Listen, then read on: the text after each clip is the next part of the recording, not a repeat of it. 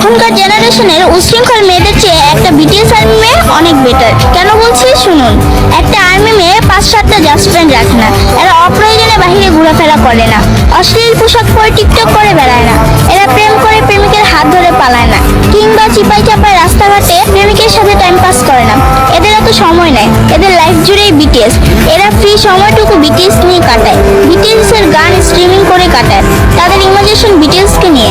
মন খারাপ হলে এরা বিটিএস এর ফানি ভিডিও দেখে নিজেদের মুড নিজেরাই ঠিক করে নেয়। এরা অযথা স্টাইল করে বাহিরে ঘোরাফেরা করে না, ছেলেদের অ্যাটেনশন ঠিক করে না, এরা লুতুপুতু পছন্দ করে না, আর ওরকম ভাবে ছেলেদেরকে পাত্তাও দেয় না।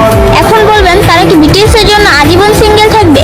জি না, সময় হলে এরাও পরিবারের পছন্দ মতো ঠিকই বিয়ে করে নিবে। সে চিন্তা আপনাদেরকে করতে হবে না।